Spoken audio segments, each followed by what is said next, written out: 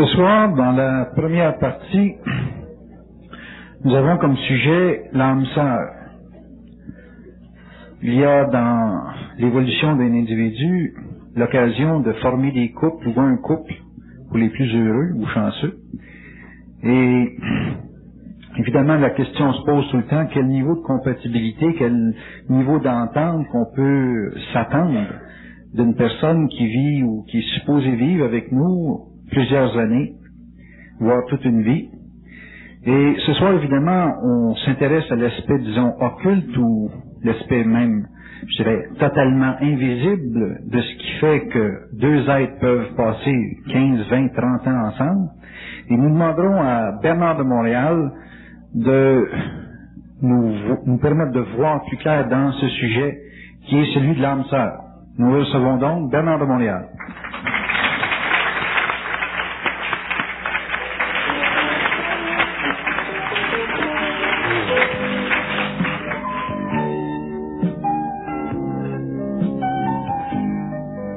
Bonsoir Bernard.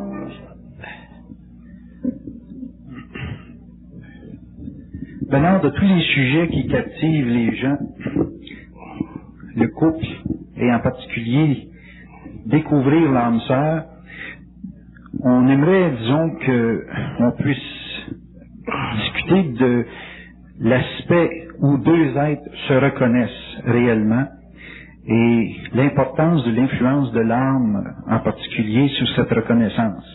Donc, deux êtres qui s'associent pour faire un bout de chemin excédant les 2 mois, donc qui est capable de faire une période de temps assez longue avec un autre.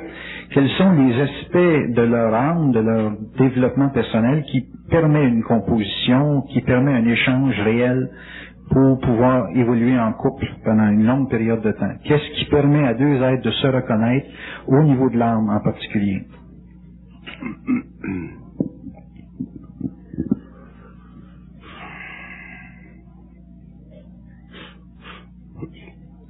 Les êtres sur le plan matériel, une fois que l'âme est incarnée, elle poursuit une évolution qui est personnelle. Mais aussi, elle poursuit une évolution qui est en relation avec d'autres âmes, parce que les âmes, ou l'âme, fonctionnent sur le plan de la mémoire. De l'âme, c'est de la mémoire. Et l'évolution astrale de l'âme, l'évolution cosmique de l'âme, l'évolution planétaire de l'âme, est toujours reliée à l'évolution de la mémoire, c'est-à-dire au perfectionnement de cette mémoire au cours des vies. Pas seulement sur le plan sur notre planète, mais dans d'autres mondes. Donc, l'évolution de l'âme est directement rattachée à l'évolution de la mémoire. Si on regarde l'expérience du couple, de l'homme et de la femme, par exemple sur le plan matériel, dans une vie, cette expérience-là, elle est basée sur le principe de la justification des énergies négatives. C'est-à-dire que le passé mémoriel, le passé expérientiel de l'âme doit être ajusté au cours de l'évolution dans une inconscience profonde des antécédents, c'est-à-dire en dehors de la conscience vivante de l'astral sur la Terre. Ceci veut dire que l'homme ou la femme, quand il s'incarne et qu'il compose un couple, par exemple, ils peuvent avoir accès à de l'information concernant la mémoire, ils peuvent avoir accès à de la vision concernant la mémoire, mais ils n'ont pas accès à la vibration de l'esprit qui a soutenu cette mémoire pendant l'incarnation. Autrement dit, même si on vous disait aujourd'hui, vous avez vécu dans tel siècle, vous étiez en relation avec telle personne dans tel siècle, ça n'a aucune, pour l'homme, pour l'expérience, ça n'a aucune valeur réelle, excepté sur le plan psychologique. Dans ce sens que la personne peut dire, toi t'étais ma fille, moi j'étais ta mère, et ainsi de suite. Mais sur le plan réel, ça n'a aucune valeur parce que le contact au niveau de la vie doit se faire d'abord sur le plan de l'esprit. Et quand l'âme se retire du corps matériel, qu'elle retourne dans l'astral, qu'elle retourne dans la forme astrale, elle perd ce contact avec la source, qu'elle reprend dans une autre vie quand elle s'incarne. Donc, pour nous, et je le dis parce que je sais que aujourd'hui, beaucoup de personnes s'intéressent à savoir quelles étaient leurs liaisons antécédentes pour comprendre leur expérience contemporaine. Et je dis que le retour à la mémoire astrale de l'âme pour l'être humain n'a aucune valeur réelle. C'est-à-dire que tant que l'expérience astrale incorporée n'est pas vitalisée par l'esprit, qui est le seul chaînon éternel en dehors du monde de la mort, toutes ces mémoires sont sujettes à être réfléchies par l'ego et automatiquement à être amenées à un niveau de spiritualisation qui peut créer beaucoup d'ambiguïté, qui peut créer une fausse certitude, qui peut créer de la confusion. Je vous donne un exemple. Vous allez rencontrer un médium et le médium vous dit, bon, mais écoutez, dans telle vie, ce bonhomme-là, il était votre frère, vous aviez une relation avec lui, et vous pouvez, à cause de votre nature spirituelle, à cause de votre désir personnel et à cause de la connexion astrale passée, vous pouvez vivre l'impression que vous devez être avec ce bonhomme pendant cette vie, alors que, dans le fond, sur le plan de votre évolution, sur le plan de l'intégration de votre énergie, sur le plan de la fusion ou de l'unification avec l'esprit ou le double, votre rôle dans quelques années sera de développer suffisamment de force mentale au-dessus de votre caricature émotive pour faire et créer une scission entre lui et ce bonhomme pour aller dans votre propre direction et lui aller dans la sienne. Donc, les questions d'âme sœur que l'homme se pose depuis très longtemps dans le monde occidental comme dans le monde oriental, les questions d'âme sœur sont des questions philosophiques, métaphysiques, ésotériques, qui ont une valeur purement psychologique, stratégique, mais qui ne répondent pas aux besoins de l'homme sur le plan de la gestion psychique de son moi. Ce que je veux dire, c'est que dans la mesure où l'être humain devient intelligent, c'est-à-dire qu'il se crée en lui l'axe de l'esprit, de l'âme et de l'ego, dans cette mesure, l'homme est capable, sur le plan matériel, de faire la gestion psychique de son moi, c'est-à-dire d'établir avec une très très grande force de volonté si la personne avec laquelle il est en train de vivre une expérience créative est la personne qui lui sied bien. Mais si cette personne lui sied bien, il le saura à partir du plan mental, c'est-à-dire il le saura à partir de la communication télépathique interne avec le double ou avec l'esprit ou avec l'ajusteur de pensée. Et à ce moment-là, il verra que la situation, elle est très normale, très naturelle et elle n'a pas besoin d'explications antérieures sur le plan des évolutions de vie. À ce moment-là, au lieu de dire, ou au lieu que nous disions que cette personne c'est mon âme sœur ou cette personne c'est mon frère ou whatever, à ce moment-là, on dira que cette personne est mon parfait complémentaire. Sur le plan cosmique, le concept de la complémentarité qui sera dévoilé au fur et à mesure où l'homme entrera dans la conscience concrète des relations, de l'énergie de l'âme et des retenues de la vibration de l'âme sur le plan humain en fonction de la puissance de fusion de l'esprit, permettra à l'individu de réaliser que dans l'évolution de l'âme, dans l'évolution de la mémoire, d'ailleurs on ne devrait jamais utiliser le mot âme sur la terre, parce que le mot âme c'est un mot qui est très ancien, c'est un mot qui fait partie de la spiritualité ésotérique des anciennes civilisations, et un jour on sera obligé d'utiliser le mot mémoire au lieu de parler de mot âme, et de se créer un nouveau vocabulaire pour donner à cette mémoire une certaine fonction scientifique, réelle, objectivement étudiable sur le plan d'une science nouvelle. Autrement dit, il viendra le jour où l'homme pourra, par exemple, venir en contact avec un cristal magnétisé à une très très haute fréquence et voir dans ce cristal, en contact avec ce cristal, une partie de son passé, une partie de son énergie anémique, et il sera capable aussi de guérir ses corps à partir de cette énergie qui ne fera même pas partie de la connexion avec son corps astral, qui sera totalement intégrée dans la conscience de ses cellules.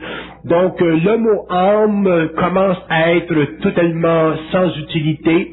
On l'utilise pour des raisons d'étude ou de compréhension métaphysique. On l'utilise pour des raisons de compréhension personnelle, mais nous devons développer des nouveaux concepts qui nous permettront avec le temps d'avoir accès à une science réellement objective de l'invisible. Donc, dans l'invisible, il y a l'esprit. Même le terme esprit un jour sera éliminé du vocabulaire humain parce que le terme esprit renferme trop de mémoire spirituelle et il empêche l'homme d'avoir accès à une conscience scientifique de l'énergie qui participe à la construction du plan mental et du plan astral de l'homme, qui s'occupe de l'évolution dans les mémoires de l'homme et qui s'occupe aussi de la distribution au cours des incarnations des différentes programmations d'évolution.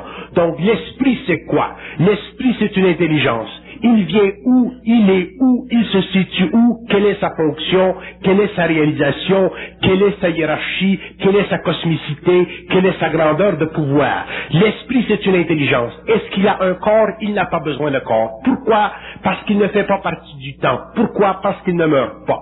Donc, dans le monde de l'esprit, dans le monde du mental, le temps n'existe pas parce que le temps fait partie de l'évolution des mémoires. Lorsque vous parlez de l'évolution de la création en dehors de la mémoire, vous parlez de dimensions qui sont totalement cosmiques, qui sont totalement éternelles, qui n'ont plus besoin de temps pour créer le référentiel énergétique du rayonnement de l'énergie que l'âme a de besoin pour s'identifier, pour se numéroter dans les archives universelles. Donc l'esprit, c'est une intelligence qui n'a pas de corps. Quelle est sa fonction? Sa fonction, c'est de rayonner une vibration, de mettre en action une vibration sur le plan mental pour que cette vibration se connecte avec la conscience des cellules du cerveau, pour qu'elle crée dans le cerveau une énergie qui peut se codifier, qui peut s'engendrer et créer ce que nous appelons sur la Terre, dans notre conscience subjective, la pensée ou le mode de pensée subjective. Lorsque l'homme sera conscient, à ce moment-là, le concept de l'esprit disparaîtra de sa conscience mentale parce que il vivra une communication télépathique avec cette source d'énergie.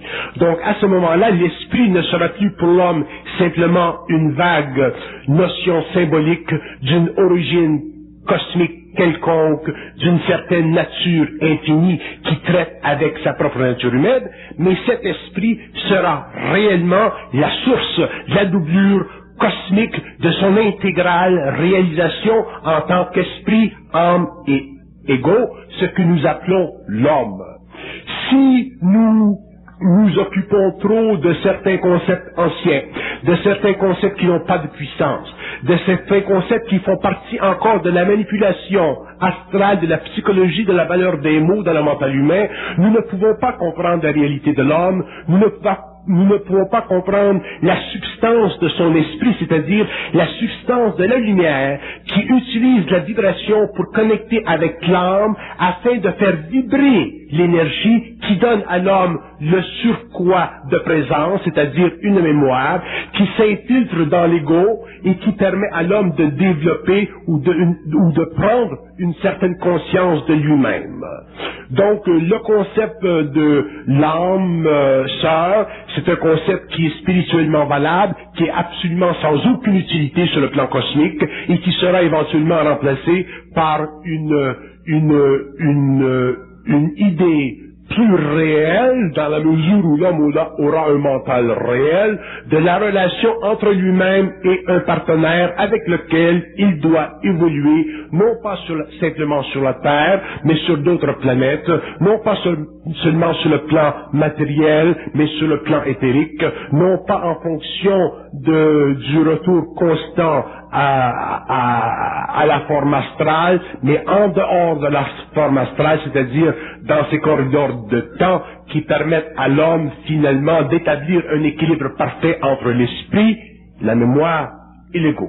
Donc, le concept de l'âme sœur, c'est un concept qui peut être utile pour les gens qui sont encore des êtres spirituels, qui ne sont pas encore arrivés à une évolution mentale de leur propre savoir. Une fois que l'homme sera arrivé dans cette conscience mentale, qui fait partie de la conscience des cellules en éveil, le concept de l'âme sœur ne sera plus utile, mais il cherchera dans les vies son complémentaire. Donc, ce complémentaire, il vient où? Le complémentaire de la vie de l'homme ne peut pas lui être donné par rapport à des données astrales. Autrement dit, vous ne pouvez pas rencontrer sur la Terre ou sur une autre planète un être qui vous est complémentaire à travers votre astralité. C'est une impossibilité parce que la mémoire astrale est insuffisante pour choisir le rayon nécessaire dont vous avez de besoin pour parfaitement intégrer l'énergie d'une autre personne dans le sein de votre propre esprit. Donc, pour que l'homme rencontre sur une planète quelconque son complémentaire, il doit être totalement guidé par son esprit, c'est-à-dire il doit être indiqué à partir du plan mental que telle personne et telle personne fait partie non pas de sa réincarnation, mais de son incarnation volontaire. Quand l'homme est rendu à connaître ou à reconnaître son complémentaire sur une planète, ce n'est plus un être qui se réincarne. C'est un être qui s'incarne. Et c'est très important de comprendre la différence entre la réincarnation et l'incarnation, parce que lorsque nous parlons de réincarnation, nous parlons de retour de l'âme ou des âmes en relation avec des mémoires expérientielles qui doivent être soutenues par l'expérience pour que ces mémoires soient épurées afin d'alléger le lourd travail qu'a l'esprit de pénétrer ces couches astrales de l'âme pour finalement connecter au cours de l'évolution avec l'ego. Lorsque nous parlons d'incarnation, nous parlons de volonté créative de la part de l'âme de s'incarner dans un certain sujet, dans un certain temps, dans un certain monde, pour une certaine fonction précise qu'elle peut connaître. Et ça, c'est la raison pour laquelle pendant des siècles, il y a eu des gens qui ont été pour la réincarnation, il y a eu des gens qui n'ont pas cru à la réincarnation, ils ont cru simplement à l'incarnation. Et cette ambiguïté dans le mental de l'homme est causée par le fait que l'être humain n'a jamais été capable de pouvoir faire la synthèse des polarités. Lorsque des hommes disent, la réincarnation, ça n'existe pas. Lorsque des hommes disent, la réincarnation, ça existe, il faut être capable de faire la synthèse des deux, parce que les deux ont raison. Donc, la réincarnation, elle existe sur le plan astral, l'incarnation, elle existe sur le plan cosmique, et la complémentarité des âmes existe sur ce plan-là. Donc, dans la mesure où l'homme évolue et dans la mesure où l'homme prend conscience de sa réalité, c'est-à-dire de la réalité de son double, c'est-à-dire de la source de la pensée, c'est-à-dire de la nature, de la loi, de la façon, de la science du mental, il n'est plus régi par les lois astrales, il n'est plus régi par les lois de la réincarnation, donc il n'a plus besoin de s'occuper de chercher l'âme sœur, parce que même si on trouve l'âme sœur, on la perd quelque part dans le temps.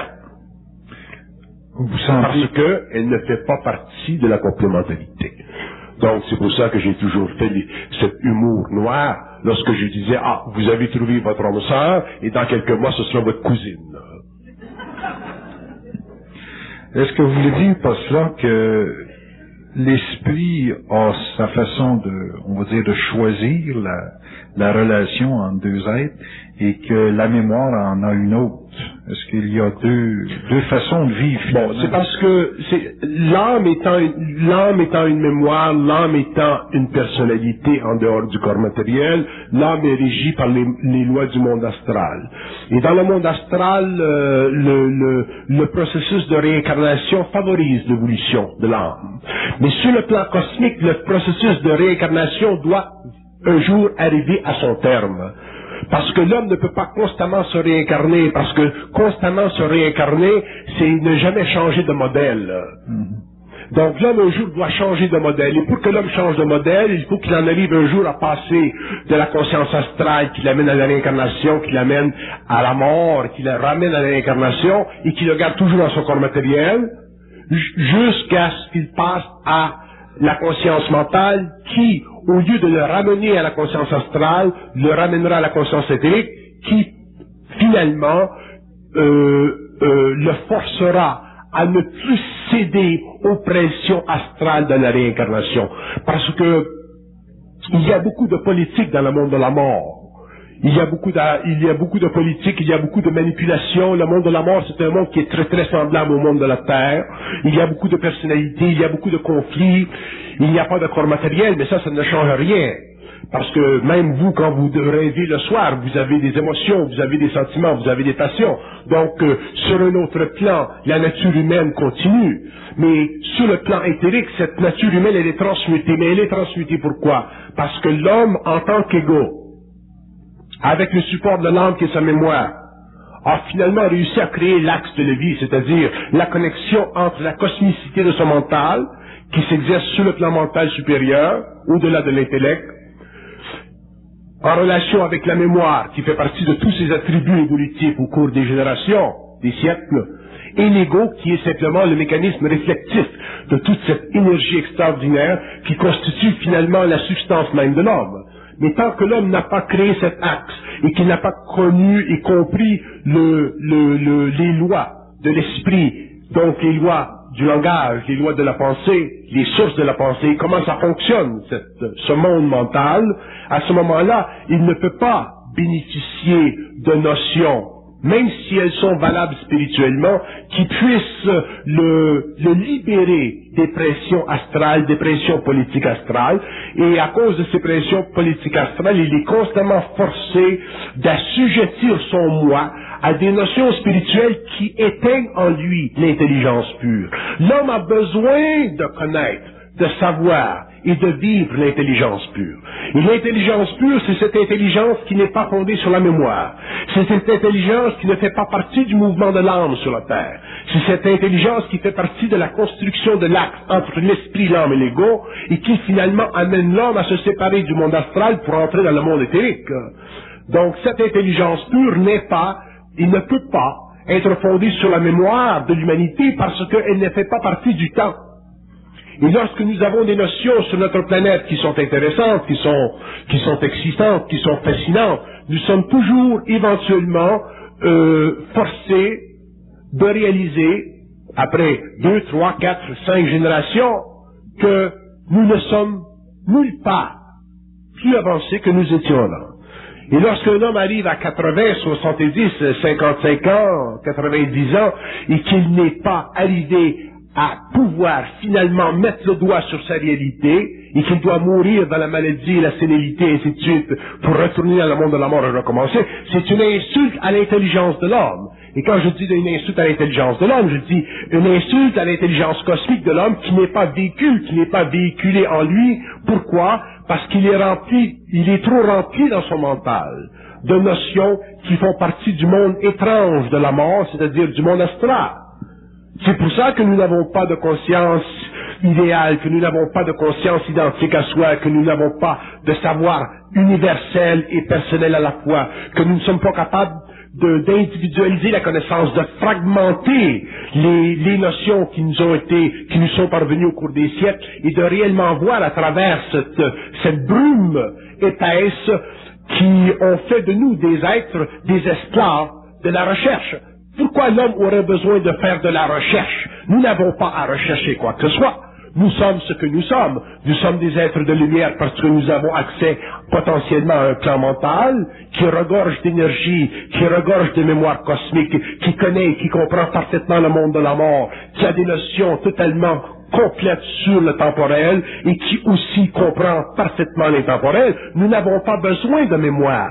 Les mémoires qui nous soutiennent sur le plan de l'ego sont des mémoires normales, ce sont des petites mémoires pour l'action de tous les jours, parce que nous ne sommes pas encore sur le plan de l'éther. Mais l'homme n'a pas besoin de toute cette mémoire, de tout ce bagage de mémoire qu'il a accumulé pendant des siècles et qui ne font que le forcer à réfléchir sur des notions dont il n'a jamais la certitude absolue. Donc c'est une perte de temps, c'est une perte d'énergie sur le plan de l'esprit, et c'est pour ça que nous sommes obligés de nous renfermer pendant des années et des années dans une étude de soi, dans une étude de ce que les autres ont dit, une étude de ce que les autres ont écrit, parce que nous ne comprenons pas encore que le phénomène de l'intelligence sur la Terre commence simplement à s'implanter. L'homme sur la Terre n'est pas intelligent, même s'il envoie des roquettes sur la Lune ou qu'il a une grande technologie, ce n'est pas de l'intelligence, ça. C'est simplement de la mémoire astrale recanalisée à travers l'ego pour l'utilité de l'homme, pour l'expérience de l'homme, pour l'expérience des nations et pour l'utilisation et pour l'utilité du monde de la mort. Toute la science que nous avons développée dans l'Occident, les Russes l'ont obtenue. Toute la science que nous avons aujourd'hui, les Chinois vont l'obtenir. Donc, toute cette science, elle fait partie de quoi? Elle fait partie du retour constant de la politique astrale à travers le cerveau humain qui est inconscient et qui manipule cette énergie et qui se croit intelligent. Donc, l'intelligence sur la Terre n'existe pas et elle existera parce qu'elle fait partie de l'évolution. Mais lorsque cette intelligence viendra sur la Terre, elle brûlera la mémoire. Donc les hommes qui travailleront avec cette énergie feront des choses qui seront totalement nouvelles, totalement autres, totalement régies par d'autres plans. Et les notions que nous avons aujourd'hui seront aussi archaïques dans quelques siècles, dans quelques générations, que ce que nous avons connu il y a des siècles. L'âme a ses lois. Est-ce que l'esprit a des lois différentes de celles de l'âme? L'esprit n'a pas de loi. L'esprit crée les lois. L'âme a des lois parce que l'âme est régie par le monde luciférien. Le monde luciférien, les plans lucifériens, les forces lucifériennes sont les forces qui descendent dans la matière. Ce sont les forces nécessaires. Je n'utilise pas le terme luciférien dans un sens moral, chrétien du terme. J'utilise le terme luciférien dans le sens d'une énergie, d'une lumière qui est utilisée vers la descente, vers la création de la matière. Donc, ces forces sont nécessaires. Par contre, ces forces, tant que l'homme n'en connaît pas les lois, ce sont des forces qui manipulent. Donc, l'homme se fait manipuler sur le plan humain terrestre au niveau de sa pensée, parce qu'il n'a pas de pensée réelle, et l'âme se fait manipuler dans le monde de la mort, parce que l'âme est régie par ces forces descendantes. Mais l'homme retourne maintenant. Nous entrons dans un temps, dans un cycle, dans un ère, qui durera 2500 ans, où l'homme prendra conscience totale de son être, c'est-à-dire où l'homme passera de l'évolution en évolution, où l'homme connaîtra le phénomène de la pensée comme il a connu le phénomène de la pensée subjective. Autrement dit, l'homme connaîtra le phénomène de la communication télépathique avec le plan mental, avec les circuits universels, comme il a connu dans son ambiance psychologique le phénomène de la pensée. Autant l'homme a pensé, l'homme communiquera. Autant l'homme a pensé, l'homme ne pensera plus. Autant l'homme communiquera, l'homme ne voudra même plus penser, parce que ce sera une insulte à sa conscience. Mais si vous dites aujourd'hui à l'homme que penser c'est une insulte à sa conscience, il ne comprend pas, et c'est normal, parce que ça fait partie de l'évolution de la conscience supramentale sur la Terre. Mais viendra le temps où ce sera aussi archaïque pour l'homme de penser que c'est archaïque que les sciences du 17e, 17e siècle, 16e siècle, 15e siècle sont archaïques pour nous. Regardez la transformation, les changements rapides qui se font au niveau de la technologie aujourd'hui. Il ne faut pas s'imaginer ou s'imbriquer dans la tête que ce que nous avons réussi en 1990 à faire, c'est la fin de la science. Donc il y aura transmutation, il y aura évolution, il y aura explosion du cerveau, il y aura contact entre l'homme et le plan éthérique, il y aura science nouvelle sur la Terre, il y aura des choses absolument extraordinaires dans le temps qui est marqué. Mais sur le plan humain, nous devons regarder sur le plan humain. Ce qui se passe dans le monde, ça se passe dans l'homme. L'homme est un microcosme, le monde est un macrocosme. Lorsque la Terre change, lorsque les civilisations changent, lorsque les forces astrales et la lutte et la politique astrale sur le plan matériel changent, l'homme change. Et l'homme va changer malgré lui. Parce que dans l'évolution future, ce n'est pas l'homme qui va aller aux Indes ou l'homme qui va aller quelque part pour aller chercher de la connaissance. L'homme va être connecté lui-même. L'homme sera mis en contact direct télépathique avec les plans, et avec le temps et la science que nous avons de toute cette nouvelle gestion de l'énergie mentale, l'homme saura comment traiter avec ceci. L'homme cessera de spiritualiser ceci. L'homme deviendra très très habile, très conscient, et l'homme ne pourra pas être joué dans son mental par ses forces qui seront neuves, nouvelles et naissantes, et avec lesquelles il n'aura pas suffisamment d'expérience au début. Mais la science, l'explication de cette science viendra avant que l'homme soit connecté avec le plan mental. C'est pour ça que l'homme sera de plus en plus capable de comprendre finalement ce qui se passe dans la relation télépathique avec les plans universels. Donc c'est important que nous avions d'abord la science. Donc nous commençons à avoir la science, et lorsqu'il y aura suffisamment de cette science et que ce sera connu dans le monde que cette science elle existe, vous n'avez qu'à aller à tel endroit rencontrer certaines personnes, certains personnages, cette science elle existe, à ce moment-là l'homme aura finalement accès à du matériel pour comprendre ce qui se passe en lui qui sera neuf. Donc, le contact avec l'astral sera terminé sur le plan de la pensée subjective, et l'homme commencera à vivre une communication réellement intégrale. Une communication, je dis bien, non pas de la pensée. L'épuration du mental d'individu, est-ce qu'il se vit à travers le couple? Est-ce qu'il se vit à travers les associations? Est-ce qu'il se vit à travers... L'épuration du mental se vivra à travers tout. Toute l'expérience de l'homme sera utilisée dans l'épuration du mental, parce que l'expérience de l'homme est astrale, le mental c'est un autre plan, et lorsque le contact entre l'homme et le mental supérieur se fait, tout ce qui est astral passe dans la machine. Tout ce qui est astral qui empêche cette fusion, cette unité avec la source est fracturé, brisé, et les hommes, selon leur état, selon leur esprit, selon leur mémoire, selon leur statut universel, selon leur évolution, vivront ce contact à différentes échelles. Il est évident que l'homme qui contrôle comment d'énergie il va mettre dans la forme. Sinon, les plans vont vous bouleverser votre vie. C'est ça qu'on appelle l'initiation solaire. Mais vous parlez de forces astrales qui sont anti-hommes, puis vous parlez des plans de la lumière qui nous manipulent encore là, pas vraiment pour notre confort, qui peuvent nous manipuler à travers la créativité. Il faut être fait fort pour passer une vie. Parce que c'est mourant. Parce que les forces de la lumière ont un but avec les consciences en évolution, c'est éventuellement la fusion. Donc quand le canal s'ouvre aux forces de la lumière, c'est évident que l'homme devient très très créatif, ou il vibre beaucoup. Il faut qu'il apprenne à vibrer, mais que ce soit sous son contrôle. Puis sous notre contrôle, j'imagine, c'est eux autres qui nous envoient les pensées.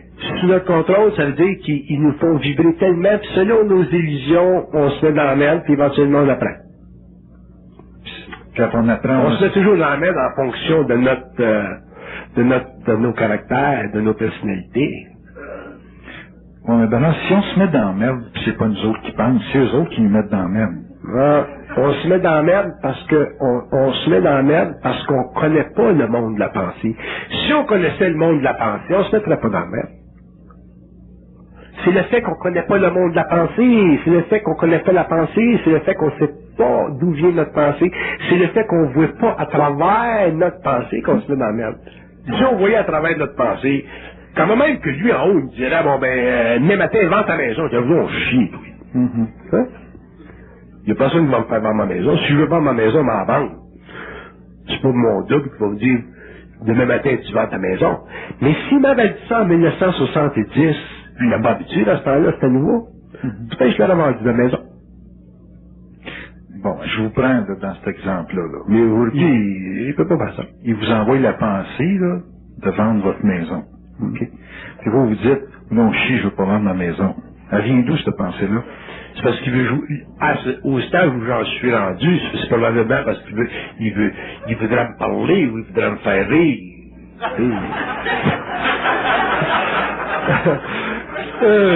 Ils ont des jokes dispendieuses. Ah, ça. Sans comique. Il y a les deux femmes en or, puis il y a le double en or. Là. Mais j'aimerais que vous répondiez à ma question. Si vous envoyez la pensée, de faire quelque chose de créatif, en guillemets, selon eux, puis que vous lui dites, je veux rien savoir, c'est eux autres qui vous disent, ben c'est eux autres qui pensent, c'est eux autres qui vous disent, je veux rien savoir de ce que je viens de t'envoyer. Si je vois par exemple, il y a deux niveaux. Ils peuvent véhiculer la pensée, comme si c'est moi qui leur parle. Puis si je vais aller plus loin, moi, je peux aller à la source de la pensée pour voir que c'est eux autres qui me répondent ça. Mais pour ça, il faut que l'ego soit totalement désengagé, sans ça tu rentres dans la grande bâtisse. Tu sais, l'homme a besoin d'une identité. C'est le plan matériel. Mais ultimement, là, un homme qui sera en contact avec le plan mental, puis il se fait dire par le plan mental, vends ta pensée, elle veut dire...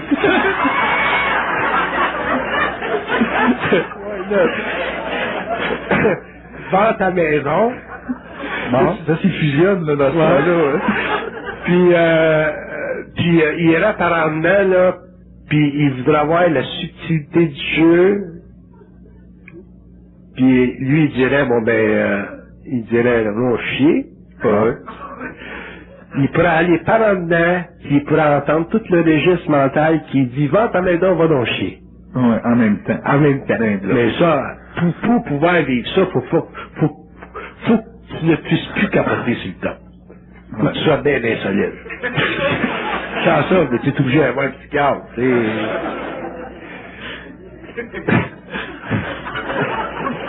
Vous avez souvent parlé Parce que si la pensée vient d'ailleurs, elle vient d'ailleurs de haut en bas, puis elle vient d'ailleurs de bas en haut. Tu sais, elle vient d'ailleurs de tout.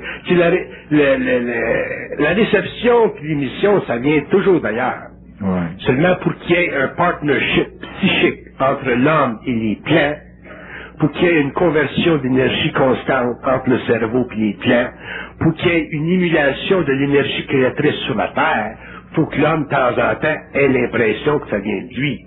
Mais dans le fond, ça vient toujours d'ailleurs. On peut se prendre une image, il vous donne une auto, mais les enregistrements sont à leur nom. Ouais, c'est ça. En gros, c'est ça. C'est ça. Ouais. J'ai déjà expliqué ça en public, j'ai déjà dit, parce que ça faisait partie de mon expérience, parce qu'il fallait que je comprenne ces aspects occultes-là. Mais quand je disais, en 69, au début de la fusion, puis qu'il me disait, la mort, t'es intelligent, t'es à l'université, tu fais de ça, tu sais qu'est-ce que c'est, additionner 1 plus 1, puis il disait, essaye donc d'additionner 1 plus 1, puis là, j'étais pas capable. Puis là, il dit, ah ouais, moi, là, j'étais capable. Fait que ça vient tout d'en haut. C'est difficile pour un être humain de s'imaginer que la pensée ne fait pas partie de lui, parce que on a différencié notre nature en astralisant notre conscience à un point tel qu'on a perdu contact avec notre source. Donc, on vit notre conscience égoïque au niveau d'un principe matériel qu'on identifie en fonction de notre mémoire, ajusté au registre de nos émotions et de notre mentalité. Alors qu'en réalité, l'homme est un être universel, c'est un être de lumière qui est capable, à n'importe quand, de transgresser les lois de son astralité. Mais pour transgresser les lois de notre astralité, c'est-à-dire pour transgresser les lois psychologiques de notre moi planétaire, il faut qu'on soit capable de prendre conscience de notre moi universel. Ça, c'est le double. Donc, dans ce processus-là, on peut voir la game, là, ainsi de suite, mais après ça, ça serait établi, parce que ça serait trop difficile pour l'homme de toujours vivre le moi universel dans une constante universelle. Ça, c'est bon sur le plan éthérique. Mais sur le plan matériel, il faut qu'il se passe quelque chose, il faut que tes neurones s'allument, il faut qu'il se passe du jus dans ta tête. Sans ça, l'homme ne pourra pas vivre longtemps, parce que le plan matériel, le cerveau matériel, toute la constitution matérielle de l'homme, c'est quand même une constitution énergétique. Il y a un lien, il y a toujours un lien entre ça et l'invisible subtil du plan mental. L'homme, c'est un être multidimensionnel. Donc, éventuellement, probablement que l'homme, dans son évolution mentale, réalisera la grande joke universelle, c'est-à-dire l'illusion psychologique de son ego, et à ce moment-là, il prendra conscience de l'origine de la source, mais, d'un autre côté, pour vivre en harmonie créative avec cette source-là, il va falloir qu'il puisse l'expulser, la faire sortir de son être. C'est ça qui fait quand il est capable de dire, on tourne la merde, oui. Comprends-tu? Puis quand vous dites des fois, il faut vivre la haine de ces forces-là. La haine, c'est pour compenser à la tendance évolutive des aimés. Les religions nous ont fait aimer les dieux, les religions nous ont fait aimer un Dieu, les religions nous ont fait aimer le monde des esprits, la Vierge, tout ça, tout ces. Puis, donc l'homme, c'est un être qui est très conditionné, mais au cours de l'évolution, quand l'homme va réellement commencer à avoir une idée pas mal organisée de l'invisible, quand l'homme va pouvoir surtout y aller dans ces mondes parallèles, les visiter, rencontrer ces intelligences-là à différents niveaux, ainsi de suite. À ce moment-là, sa prise de conscience par rapport à l'invisible va être un petit peu comme sa prise de conscience par rapport au monde matériel. Il va voir que ces mondes-là sont organisés, hiérarchisés, sont fixés sur certaines planètes, sur certains globes, que l'univers matériel est simplement une recomposition cosmique d'un univers beaucoup plus vaste qui existe sur des plans qu'on voit pas parce qu'on n'a pas la longueur d'onde pour les voir actuellement, parce qu'on n'a pas accès à notre conscience éthérique. Une fois que l'homme va avoir accès à sa conscience éthérique, ces mondes-là seront plus invisibles pour lui, ils deviendront visibles. Et à ce moment-là, l'homme vivra sur la Terre une conscience qui sera beaucoup plus partagée entre l'invisible, autrement dit le macrocosmique, et le petit planétaire dans lequel il vit. Ça fait partie de l'évolution des sphères. Faut pas s'imaginer que dans 100 ans d'évolution scientifique sur la Terre, 100 ans de tâtonnement dans la psychologie, qu'on est arrivé à comprendre les mystères de la vie. Pour les comprendre, les mystères, il faut parler à eux autres. Parce que c'est le manque de communication avec eux autres, le manque de communication mentale, scientifique avec eux autres, qui a créé les mystères. Dans le fond, les mystères, ça n'existe pas. Mais pour pouvoir communiquer avec eux autres, avec ces êtres-là, sur ces plans-là, dans ces mondes-là, faut prendre conscience des lois fondamentales de l'évolution, dont une particulière est celle qui permet à l'homme de réaliser que la pensée vient d'ailleurs. Comme je dis souvent, si tu amènes une radio en Afrique, tu montres ça à un Africain, puis le radio parle, puis l'Africain dit, le radio parle, c'est normal, c'est en Afrique, rien là. Et quand tu l'amènes à New York, la radio, puis il parle, puis le gars se met à quatre pattes à terre, parce que la radio parle, il est temps que tu le rends dans la grande bâtisse. On est un petit peu comme ça. On est tous des Africains. À ce point-là. Bon, ben oui, c'est évident. C'est évident. Bon, ben, comment qu'on peut montrer un Africain que ça vient pas du radio? Faut se l'amener à New York.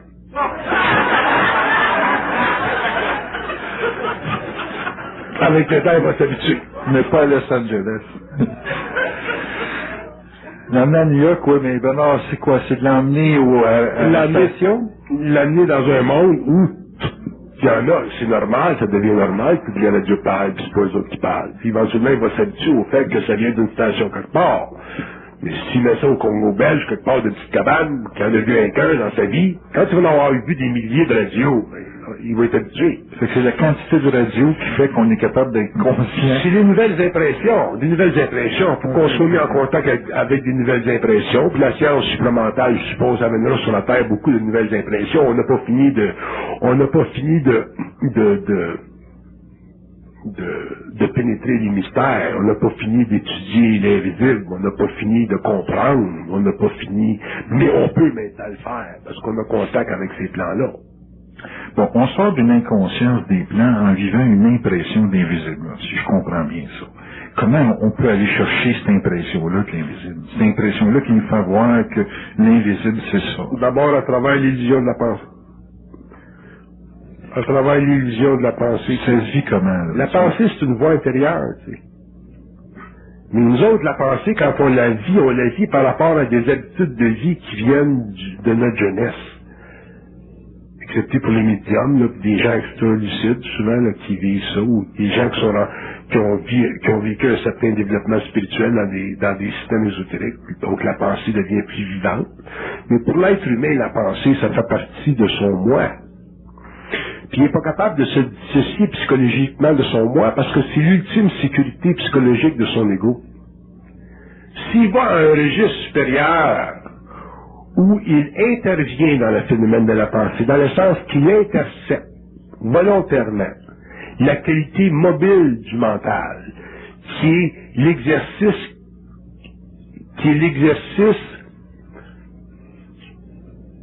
utilisé contre lui en tant qu'être. C'est là qu'il commence à s'apercevoir que de la pensée, c'est pas simplement un mouvement psychologique, mais que de la pensée, c'est une dialectique.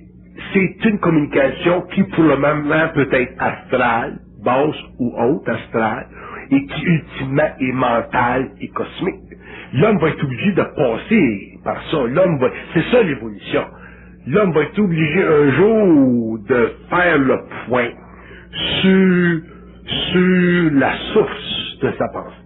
Et à ce moment-là, tout va s'ouvrir. Maintenant, est-ce que c'est possible que ce soit plus facile pour une personne de prendre conscience de cet état de fait là, que vous parlez, en étant plus capable de supporter sa pensée? Parce que moi, je remarque souvent dans mes consultations, les gens se responsabilisent beaucoup, mais en grande partie, c'est lié au fait que tout ce qu'ils vivent, c'est en jeu. Le jeu est omniprésent dans leur façon de parler. J'ai fait ça, je suis ça. Ils ont toujours une interprétation de tout ce qu'ils font en jeu. Est-ce que c'est possible que l'individu prenne contact avec l'invisible en étant plus capable de supporter le jeu dans la pensée?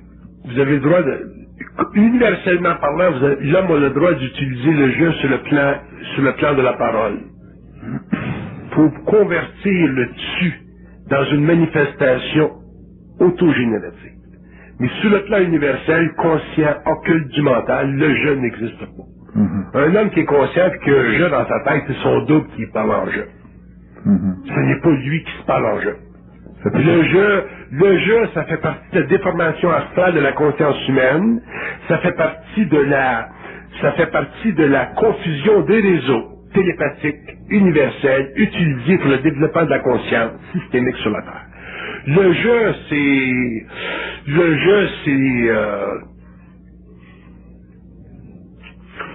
c'est du contre-espionnage. C'est du contre-espionnage. C'est de la désinformation. Le jeu, ça c'est encore mieux. Le jeu, c'est de la désinformation absolue à partir du plan astral. C'est le jeu au niveau de la pensée. Je parle pas au niveau de la parole. Ouais, je comprends. Tu dis, je vais aller pisser, ça c'est correct, tu as le droit de dire ça. Mais quand l'homme pense dans sa tête, je vais aller pisser, dis-moi pas que c'est des cassettes, ça s'en va en public, ça? C'est bon pour la France. C'est bon pour la France, ouais. Si l'homme dans sa tête pense, je vais aller pisser, il y a un registre de pensée astrale. Okay. Si l'homme avait une conscience mentale, un registre mental, ça lui dirait, tu vas aller pisser tout à l'heure. Ça pourrait être, tu vas aller pisser dans 2h30, dans 2h30, whoop, ça commence à couler dans ses veines. Brrr, ça vient de pisser. Autrement dit, le registre est différent. L'homme, l'évolution, c'est de la désinformation astrale. Qui est principalement passé par le jeu. Qui est principalement et absolument passé par le jeu pour la création d'un ego planétaire.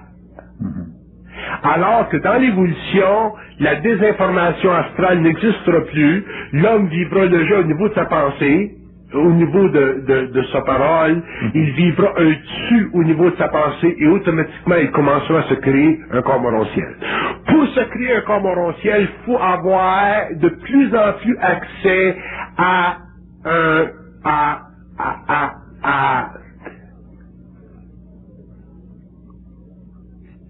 un paramètre d'identité transpersonnelle.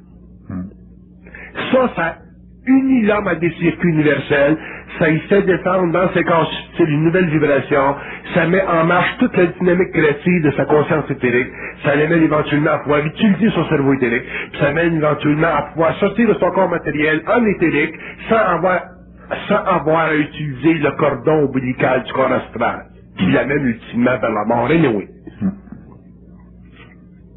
À ce moment-là, si l'individu a prendre conscience de l'invisible, je reviens avec ma question, est-ce qu'il faut qu'il épuise le jeu?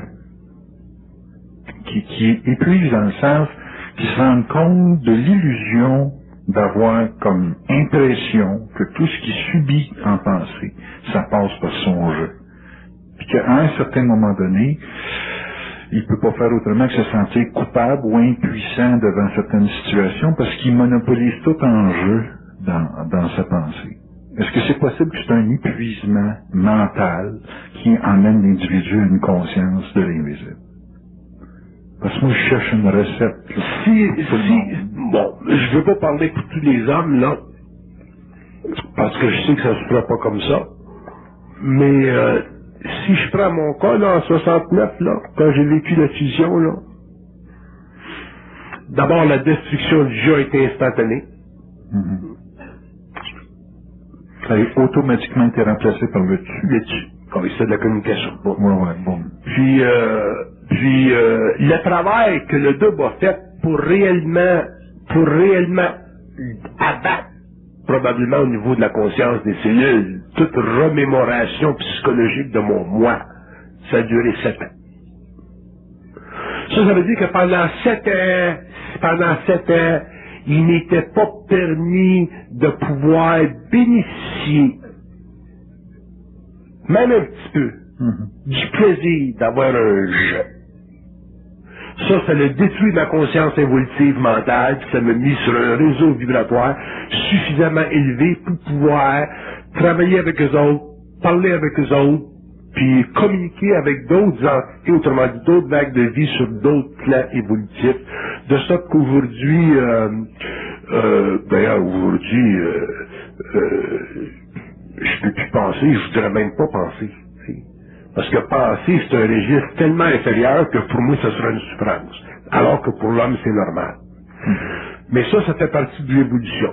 Mais si on parle de l'évolution, là, les nouvelles vagues de vie qui s'incarneront dans 2, 3, 4, 5, 6, 7, 8, 900 ans, là, dans des nouveaux systèmes d'évolution, dans des nouveaux systèmes de conscience, dans des nouveaux systèmes de vie, dans des nouveaux systèmes de sciences psychologiques, le jeu deviendra de moins en moins utile chez l'homme, puis il sera remplacé par le dessus au niveau interne, puis il sera remplacé, il demeurera au niveau expressif externe, puis l'identification entre les hommes. L'identification entre les hommes. Si l'homme élimine son jeu entre les hommes, à ce moment-là, l'homme vivra ce que j'appelle de la dépersonnalisation. Puis à ce moment-là, c'est comme si le double parle à travers tout instantanément, là. Puis à ce moment-là, ce qu'il dit, c'est absolu, ça se casse pas, tu peux pas taponner avec ça, et ça devient une arme absolue contre l'inconscience. Ça fait partie des pouvoirs occultes et magiques de la réflexion.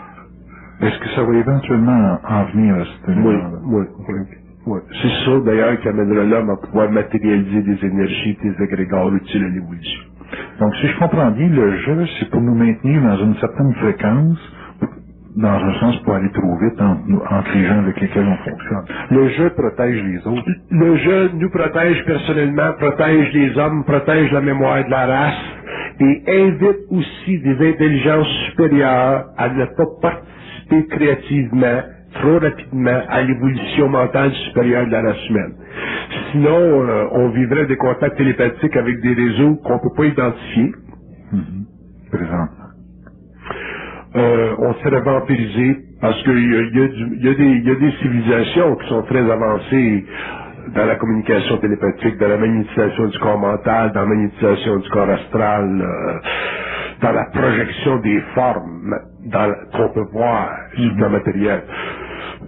Il y a des civilisations qui sont tellement avancées dans la science de l'énergie que ces civilisations-là feraient interférence avec le double, et au lieu que l'homme vienne en contact avec le double, l'homme viendra en contact télépathique avec des réseaux qui sont panplanétaires, autrement dit des réseaux qui font partie d'autres civilisations qui ont donné naissance à la race humaine, mais qui ne sont pas à la source des êtres.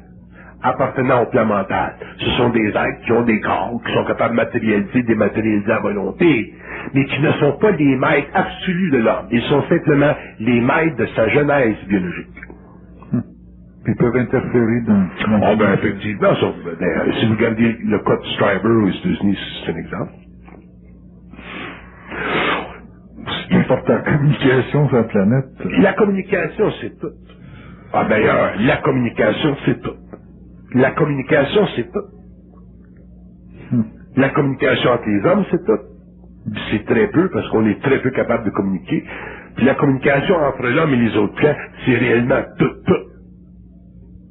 On parle de communication. Il n'y a rien d'important dans l'univers autre que la communication.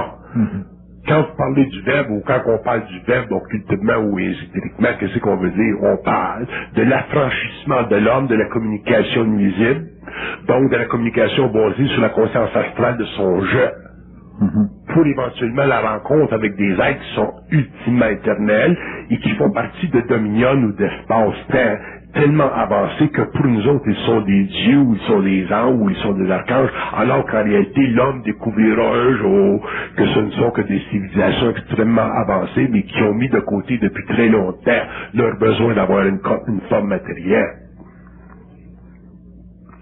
Mais Bernard, on regarde juste le problème de la communication entre les hommes. C'est un problème de jeu, c'est un problème de personnalité, c'est un problème de rapport de valeur entre les êtres. C'est un problème de hiérarchisation de la communication. On n'est même pas capable de se parler entre nous autres d'une façon objective puis de se comprendre. Imaginez-vous s'il faudrait qu'on commence à parler avec d'autres réseaux. On se la fait à l'os. C'est pour ça qu'on est protégé.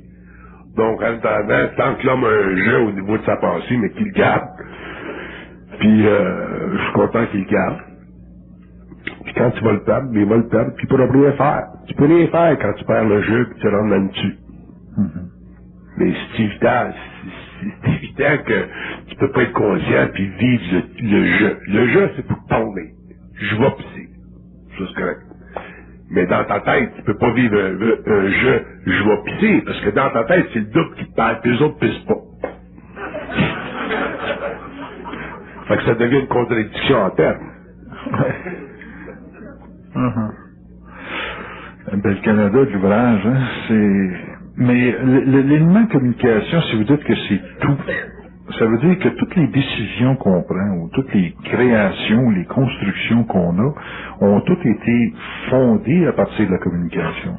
Toutes les décisions qu'on prend sont fondées à partir d'un certain niveau quelconque de désinformation. Les constructions qu'on a sur la planète existent par la désinformation. Oui. On a réussi à faire tout ça. La science sur la Terre, c'est une science alimanienne qui fait partie de l'astral. On a réussi à faire tout ça. On a réussi à rien faire.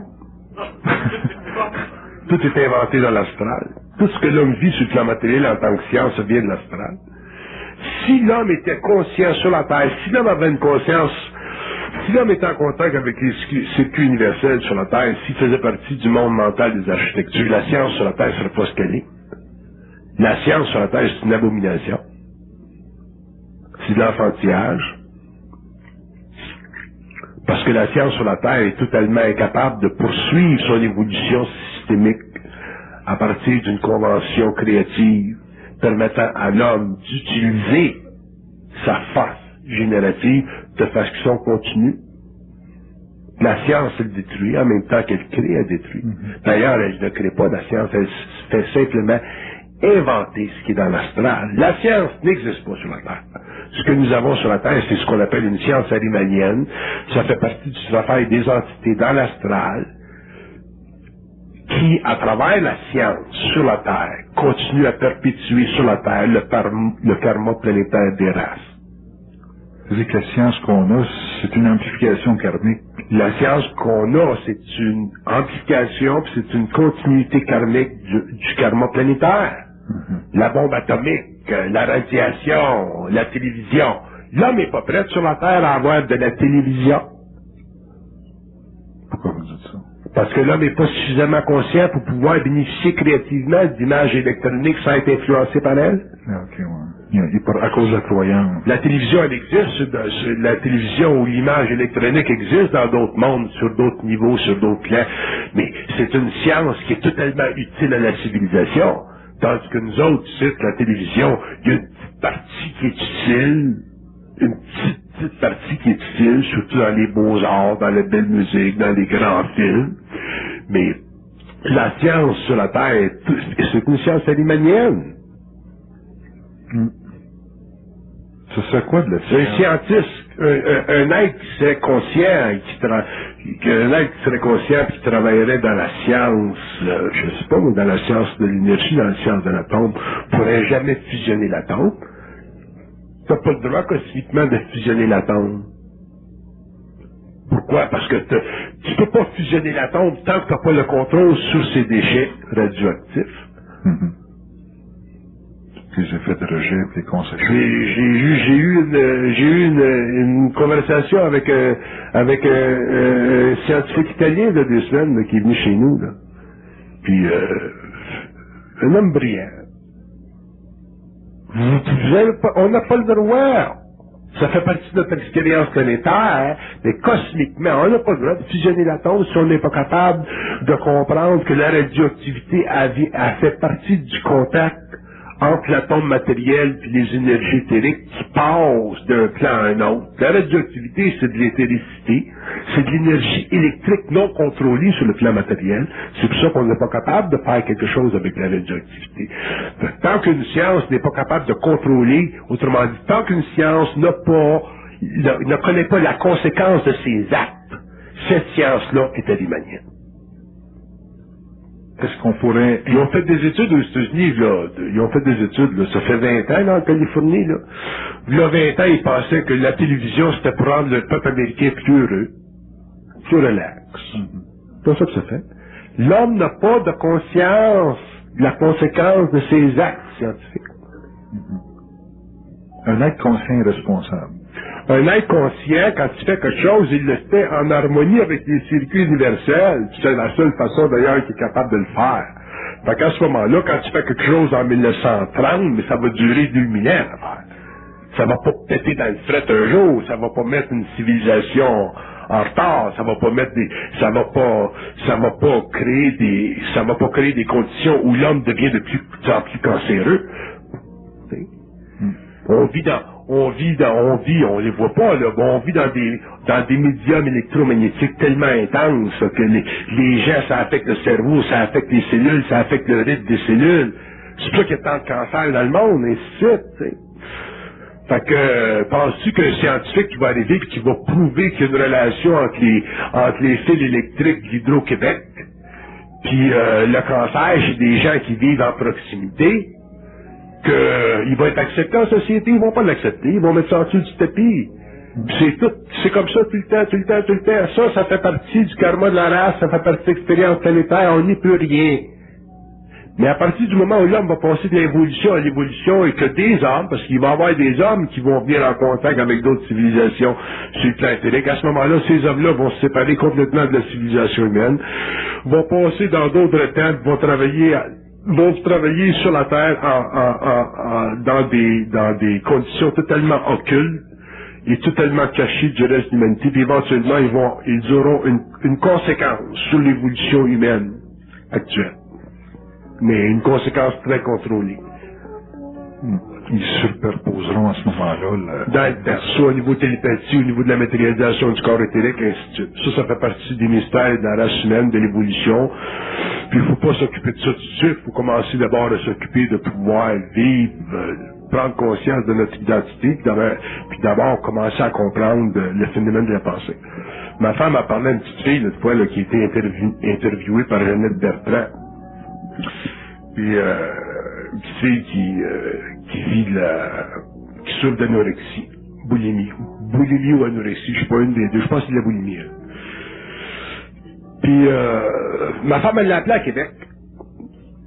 Puis elle a demandé, elle dit vivez-vous une sorte de voix qui vous commande? La petite fille elle a dit oui.